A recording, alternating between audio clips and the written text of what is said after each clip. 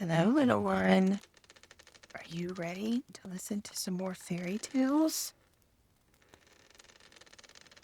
Cuddle up here in the rocking chair with Oma, and let's read some more fairy stories from The Blue Fairy Book by Andrew Lang.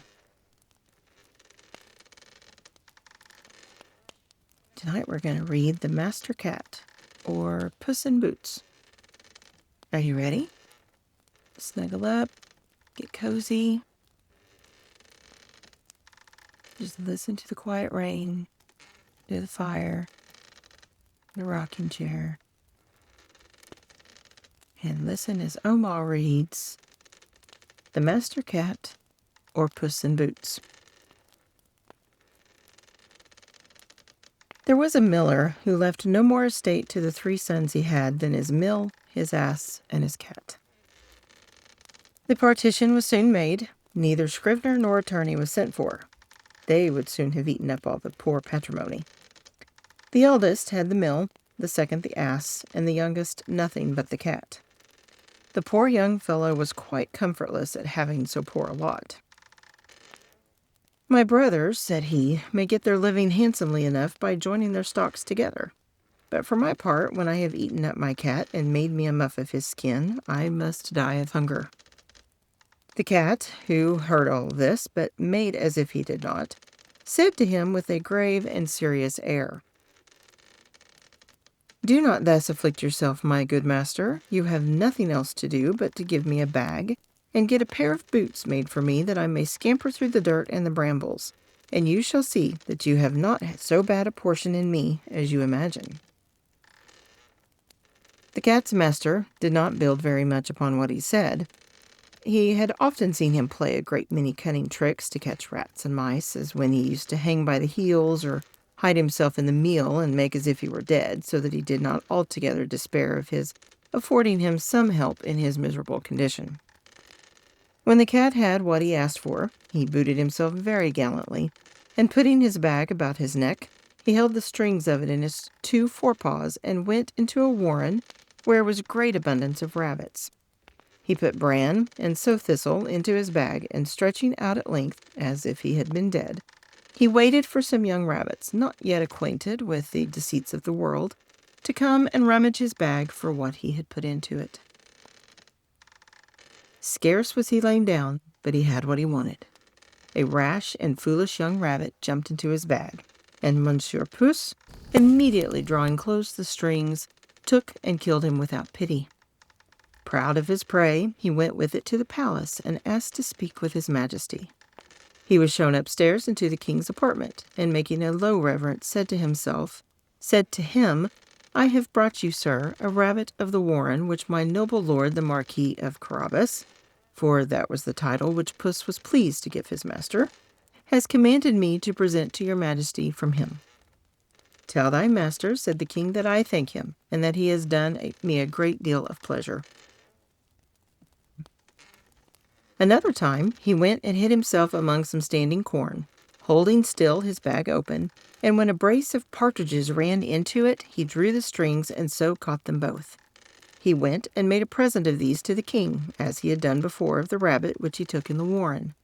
The king, in like manner, received the partridges with great pleasure, and ordered him some money for drink.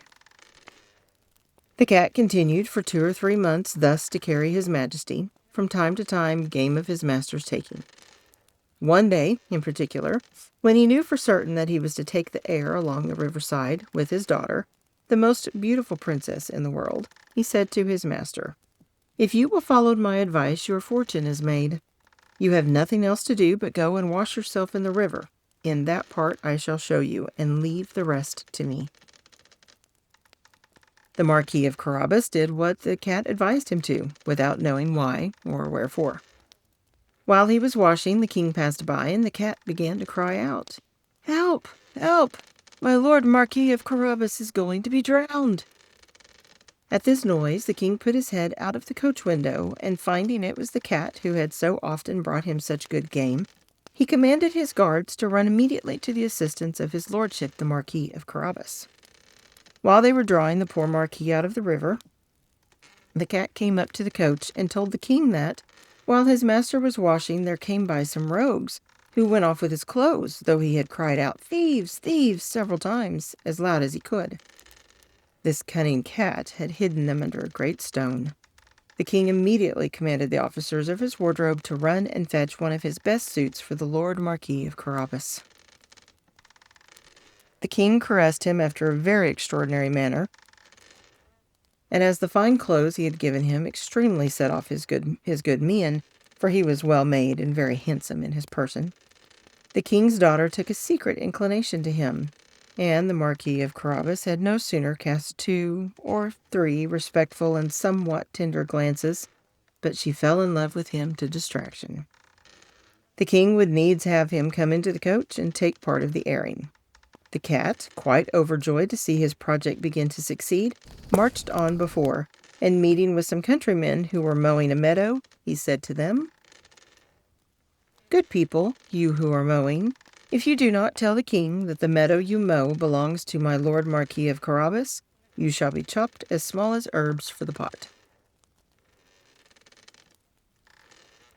The king did not fail asking of the mowers to whom the meadow they were mowing belonged. "To my lord Marquis of Carabas," answered they all together, for the cat's threats had made them terribly afraid. "You see, sir," said the Marquis, "this is a meadow which never fails to yield a plentiful harvest every year." The master cat, who went still on before, met with some reapers, and said to them, "Good people, you who are reaping, if you do not tell the king that all this corn belongs to the Marquis of Carabas, you shall be chopped as small as herbs for the pot." The king, who passed by a moment after, would needs know to whom all that corn which he then saw did belong. "To my lord Marquis of Carabas," replied the reapers, and the king was very well pleased with it, as well as the Marquis, whom he congratulated thereupon. The master cat, who went always before, said the same words to all he met, and the king was astonished at the vast estates of my lord Marquis of Carabas. Monsieur Puss came at last to a stately castle, the master of which was an ogre, the richest had ever been known. For all the lands which the king had gone over belonged to the castle. The cat, who had taken care to inform himself who this ogre was and what he could do, asked to speak with him, saying he could not pass so near his castle without having the honor of paying his respects to him. The ogre received him as civilly as an ogre could do, and made him sit down. "I have been assured," said the cat, "that you have the gift of being able to change yourself into all sorts of creatures you have a mind to. You can, for example, transform yourself into a lion or elephant and the like." "That is true," answered the ogre very briskly, "and to convince you, you shall see me now become a lion." Puss was so sadly terrified at the sight of a lion so near him that he immediately got into the gutter, not without abundance of trouble and danger because of his boots, which were of no use at all to him in walking upon the tiles. A little while after, when Puss saw that the ogre had resumed his natural form, he came down and owned he had been very much frightened. "I have been, moreover, informed," said the cat, "but I know not how to believe it, that you have also the power to take on you the shape of the smallest animals. For example, to change yourself into a rat or a mouse. But I must own to you, I take this to be impossible." "Impossible!" cried the ogre. "You shall see that presently." And at the same time he changed himself into a mouse, and began to run about the floor. Puss no sooner perceived this, but he fell upon him and ate him up. Meanwhile, the king, who saw as he passed this fine castle of the ogres, had a mind to go into it. Puss, who heard the noise of his majesty's coach running over the drawbridge, ran out and said to the king, "Your majesty is welcome to this castle of my lord Marquis of Carabas." "What, my lord Marquis!" cried the king, "and does this castle also belong to you? There can be nothing finer than this court and all the stately buildings which surround it. Let us go into it, if you please." The Marquis gave his hand to the princess and followed the king, who went first. They passed into a spacious hall, where they found a magnificent collation. which the ogre had prepared for his friends who were that very day to visit him, but dared not to enter, knowing the king was there. His Majesty was perfectly charmed with the good qualities of my Lord Marquis of Carabas, as was his daughter, who had fallen violently in love with him, and seeing the vast estate he possessed, said to him, after having drunk 5 or 6 glasses, "It will be owing to yourself only, my Lord Marquis, if you are not my son-in-law." The Marquis, making several low bows, accepted the honor which his Majesty conferred upon him, and forthwith, that very same day, married the princess. Puss became a great lord, and never ran after mice any more, but only for his diversion.